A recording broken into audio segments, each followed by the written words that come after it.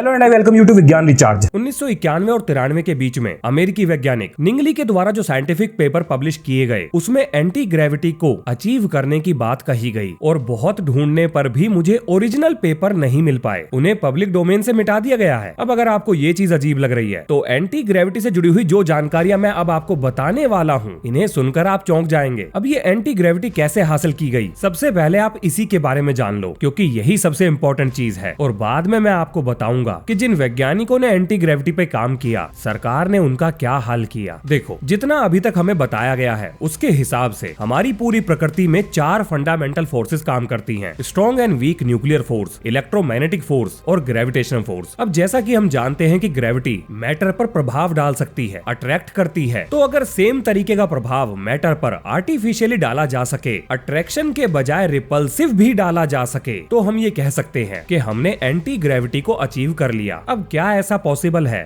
वैज्ञानिक निंगली के अनुसार अगर किसी स्टेट में, अगर मैटर की किसी स्टेट में सारे एटम्स इकट्ठे होकर एक सिंगल एटम की तरह बिहेव करने लगे तो शायद ऐसा किया जा सकता है। वैसे मेरा इशारा समझे आप? क्या ऐसी कोई मैटर की स्टेट है जहां सारे एटम एक सिंगल एंटिटी की तरह बिहेव करते हो? बिल्कुल है, वो है बोस-आइंस्टाइन कंडेंसेट। अब अगर इस बोस-आइंस्टाइन कंडेंसेट को high temperature superconductor disc के बीच में ट्रैप कर दिया जाए, बदलती हुई मैग्नेटिक फील्ड में ट्रैप कर दिया जाए, तो हाँ, मैटर पर ग्रेविटी का प्रभाव डाला जा सकता है और इस तरीके से एक ग्रेविटेशनल फील्ड को बनाया जा सकता, जिसको बढ़ाया और घटाया भी जा सकता है। अब क्योंकि यहाँ पर बदलती हुई मैग्नेटिक फील्ड है इसीलिए इसको नाम दिया गया एसी ग्रेविटी। चलो जी, दिमाग घुमा देने वाले विज्ञान के बाद अब जरा हट के बात कर लेते हैं। आखिर उन वैज्ञानिकों के साथ क्या हुआ जिन्होंने एंटी ग्रेविटी पे काम किया था? जरा उनकी कहानी भी सुन लो। रिसर्च पेपर के पब्लिश होते ही अमेरिकी डिफेंस डिपार्टमेंट ने निंगली से संपर्क किया और उन्हें रिसर्च के लिए ग्रांट ऑफर किया। इसके बाद निंगली ने एसी ग्रेविटी एलएलसी नाम की एक कंपनी खोली और उस कंपनी ने क्या किया, क्या बनाया, ये आज तक सीक्रेट है। अगर आप इंटरनेट पे ढूंढोगे तो आपको बस इतनी ही जानकारी मिलेगी कि हाँ, इस नाम की एक कंपनी है और ये कुछ करती है, लेकिन करती क्या है ये उन्होंने डिस्क्लोज ही नहीं किया है। अब मुझे मालूम है कि आप ये सोच रहे होंगे कि इसमें हैरानी वाली कौन सी चीज है। हाँ जी, वो अब बताऊंगा। देखिए, जैसे ही अपने वैज्ञानिक ने एंटी ग्रेविटी के ऊपर अपनी रिसर्च को आगे बढ़ाया तब डिपार्टमेंट ऑफ डिफेंस बीच में कूदता है, उनकी सारी रिसर्च को अपने कब्जे में लेता है और पब्लिक डोमेन में उनसे जुड़ी हुई जानकारी को धीरे धीरे मिटाना शुरू कर देता है। और हैरानी की बात यह है कि वैज्ञानिक निंगली की सड़क हादसे में हत्या करने की भी कोशिश की गई थी, जिसमें वो बच तो जाती हैं, लेकिन उनका ब्रेन डैमेज हो जाता है। इस घटना के बाद सबका शक डिपार्टमेंट ऑफ डिफेंस की तरफ ही गया, लेकिन साबित कुछ नहीं हुआ। जब डिपार्टमेंट ऑफ डिफेंस से पूछा गया कि आपने निंगली की कंपनी में जो पैसा डाला था आखिर उससे आपको क्या मिला, तो उन्होंने ये कहा कि वैज्ञानिक निंगली ने अपने दावों के अनुरूप कोई भी ऐसी चीज बनाकर हमें नहीं दी जैसी हमें उनसे उम्मीद थी। यानी डिपार्टमेंट ऑफ डिफेंस ने अपना पल्ला झाड़ लिया कि भैया हमारा कोई भी लेना देना नहीं है निंगली के काम से और उनके द्वारा हाइपोथेटिकल एंटी ग्रेविटी की रिसर्च से। इतिहास में ऐसे उदाहरण भरे पड़े हैं। जब भी कोई वैज्ञानिक ऐसी खोज कर लेता है जो या तो पूरी मानवता का भविष्य बदल सके या देश के लिए सुरक्षा का संकट खड़ा कर सके, तब यही होता है जो निकोला टेस्ला के साथ हुआ था और शायद निंगली के साथ भी यही हुआ हो। अब देखो, क्योंकि मैं इंडियन सिटीजन हूँ तो मैं अमेरिकी फ्रीडम ऑफ इंफॉर्मेशन एक्ट का इस्तेमाल नहीं कर सकता, लेकिन अमेरिकन सिटीजन तो कर सकते हैं। तो एंटी ग्रेविटी से जुड़ी हुई जानकारी को हासिल करने के लिए बहुत से लोगों ने फ्रीडम ऑफ इंफॉर्मेशन एक्ट का इस्तेमाल किया और मैंने उससे जुड़ी हुई जानकारी को इंटरनेट से निकाल लिया। आप जानकर हैरान हो जाओगे जब उनसे ये पूछा गया कि निंगली के द्वारा की गई रिसर्च से जुड़ी हुई जानकारियां आप साझा कर दीजिए, तो उन्होंने बिल्कुल ऐसे बिहेव करा, आप किस बारे में बात कर रहे हैं, हमें कुछ समझ में नहीं आ रहा। और इस चीज को साबित करने के लिए 2 डॉक्यूमेंट मैं अभी आपकी स्क्रीन पर दिखा रहा हूं, जिसमें एक फ्रीडम ऑफ इंफॉर्मेशन एक्ट का इस्तेमाल करके डिपार्टमेंट ऑफ डिफेंस से जानकारी मांग रहा है और दूसरे में डिपार्टमेंट ऑफ डिफेंस इस जानकारी को देने से साफ साफ मना कर रहा है, कह रहा हमें समझ में ही नहीं आ रहा आप क्या पूछ रहे हो। कितना भोला है अमेरिकी डिफेंस डिपार्टमेंट, टेक्निकल चीजें ही नहीं समझता। अब देखिए, हो सकता है कि आप में से बहुत लोगों ने एंटी ग्रेविटी के ऊपर खुद भी कोई रिसर्च करी हो, मतलब खोजबीन करी हो, तो आपने एक और नाम जरूर सुना होगा और वो है यूजीन पोडक्लेटनोव, जिनका असली नाम है येवजेनी पोडक्लेटनोव। इन्होंने भी सुपर कंडक्टर डिस्क का इस्तेमाल करके ग्रेविटी के इफेक्ट को कम करने का दावा किया है और इनके दावे में दम को देखकर खुद नासा ने मिलकर इनके साथ काम किया था। पर कमाल की बात यह है, डिपार्टमेंट ऑफ डिफेंस यहाँ भी कूद गया। उसने सिर्फ ना ही इस प्रोजेक्ट को बंद किया बल्कि यूजीन पोडक्लेटनोव के ऊपर रशियन नागरिक होने के नाते सीक्रेट जानकारी रशिया में भेजने का आरोप भी लगा दिया। अब देखिए, इतनी देर हो गई है हमको ग्रेविटी ग्रेविटी चिल्लाते हुए या फिर एंटी ग्रेविटी चिल्लाते हुए। लेकिन यहाँ पर एक सवाल दिमाग में आता है, आखिर एंटी ग्रेविटी से हम हासिल क्या कर लेंगे? मतलब किसी चीज के पीछे हाय हल्ला तभी तो मचाया जाना चाहिए जब उससे कोई फायदा हो रहा हो। तो बात बिल्कुल सही है। देखो, अगर हम किसी तरीके से एंटी ग्रेविटी बीम हासिल कर लेते हैं तो इसको वेपनाइज किया जा सकता है, यानी हथियार बनाए जा सकते हैं। उदाहरण के लिए हम मिसाइलों का, यानी किसी देश की तरफ आती हुई मिसाइलों का रास्ता भटकाया जा सकता है, विमानों को गिराया जा सकता है। कोई भी ऐसी चीज जो कि हवा के रास्ते से ट्रेवल कर रही होगी वो पूरी तरह से बेअसर हो जाएगी। और अगर आपको ऐसा लग रहा है कि ऐसा कैसे हो सकता है तो ध्यान से सुनिए। प्रकृति में पाई जाने वाली 4 फंडामेंटल फोर्सेस को अगर आप वेपनाइज कर लें तो उनसे बनने वाले हथियार ऐसे होंगे जिनको रोका नहीं जा सकता। उदाहरण के लिए न्यूक्लियर फोर्स क्या कर सकती है, जो कि एक फंडामेंटल फोर्स है, ये हम एटम बॉम्ब या हाइड्रोजन बॉम्ब के रूप में देख ही चुके हैं। अब बच गई 2 फोर्सेस, इलेक्ट्रोमैग्नेटिक और ग्रेविटी। अगर आप ग्रेविटी को वेपनाइज कर लोगे तो ये क्या कर सकती है, इसका अंदाजा नहीं लगाया जा सकता। अब देखिए, इस वीडियो में मैंने आपको 2 वैज्ञानिकों के बारे में बताया जो एंटी ग्रेविटी के सबसे ज्यादा नजदीक पहुंचे थे, या हमें ऐसा लगता है कि पहुंचे थे। लेकिन ये दोनों अकेले नहीं थे, बल्कि एंटी ग्रेविटी को हासिल करने के लिए अलग अलग वैज्ञानिकों ने अलग अलग तरीके अपनाए, जिसमें से एक का नाम तो आपने सुना भी होगा, फादर ऑफ मैगलेव यानी एरिक लेथवेट, जिन्होंने एंटी ग्रेविटी जायरोस्कोपिक फ्लाईव्हील के बारे में बताया। और अगर आप वेरिथिसियम यूट्यूब चैनल को फॉलो करते होंगे तो ये फ्लाईव्हील आपने उनके चैनल पर देखा होगा, जो एंटी ग्रेविटी फ्लाईव्हील के नाम से ही दिखाया गया था। हालांकि जब इस पर डिटेल्ड एक्सपेरिमेंट हुए तो फ्री स्पेस में इस फ्लाईव्हील के द्वारा कोई भी एंटी ग्रेविटी प्रॉपर्टीज शो नहीं की गई। अब जब इतना बता ही दिया है तो बायफील्ड ब्राउन आयन इफेक्ट के बारे में भी जान लो। हाँ, थोड़ा लंबा नाम है लेकिन ये भी एंटी ग्रेविटी से ही जुड़ा हुआ है। अब देखो, टिन फॉइल की ये जो तश्तरी है, इस पर हमने जबरदस्त पॉजिटिव चार्ज जमा कर दिया। अब इससे हुआ ये कि इसके आसपास की हवा भी आयोनाइज हो गई, यानी पॉजिटिवली चार्ज हो गई। कोई दिक्कत नहीं। अब यहाँ ग्राउंड पर नेगेटिव इलेक्ट्रोड है तो जाहिर सी बात है पॉजिटिवली चार्ज हवा के एटम्स नेगेटिव वाले की तरफ हाय हेलो करने दौड़ेंगे। तो बीच रास्ते में उन्हें न्यूट्रल हवा के एटम्स भी मिलेंगे, जिनके फ्लो की वजह से एक लेविटेटिंग इफेक्ट प्रोड्यूस होगा, जिसे एंटी ग्रेविटी का नाम दिया गया। अब क्योंकि ये क्रांतिकारी प्रयोग बिल्कुल मार्केट में नया नया आया था तो नासा को भी इसमें इंटरेस्ट जाग गया और उन्होंने इसे वैक्यूम में ट्राई किया, जहां ये फेल हो गया। होना ही था। ग्रेविटी कब से एयर पर डिपेंड करने लगी? अब देखो, ग्रेविटी वाकई में बड़ी विचित्र है। ये सोलर सिस्टम पे लगती है, गैलेक्सीज पे लगती है, पूरे यूनिवर्स में लगती है, उस मैटर पर भी लगती है जिसकी अभी खोज नहीं हुई है, यानी डार्क मैटर। और कमाल की बात ये है कि इसे फोर्स कहें या ना कहें, इस पर भी कंफ्यूजन है। उदाहरण के लिए, जमीन पर खड़े होकर उछलने पर हम वापस धरती के सेंटर की तरफ गिरते हैं, यानी ग्रेविटी के इफेक्ट को महसूस कर सकते हैं। लेकिन स्पेस में जाते ही ये इफेक्ट गायब हो जाता है। यहाँ तक कि फंडामेंटल लेवल पर, यानी एटम के अंदर ग्रेविटी कैसे काम करती है या करती भी है या नहीं करती, इसकी जानकारी भी हमारे पास नहीं है। हम ये जानते हैं कि मास स्पेस टाइम फैब्रिक को बैंड करके ग्रेविटी का इफेक्ट क्रिएट करता है, लेकिन क्यों करता है? आखिर मास किस तरीके से स्पेस फैब्रिक के साथ इंटरेक्ट करता है, तालमेल बिठाता है, इसकी जानकारी अभी नहीं है। कुल मिलाकर ग्रेविटी एक ऐसी चीज है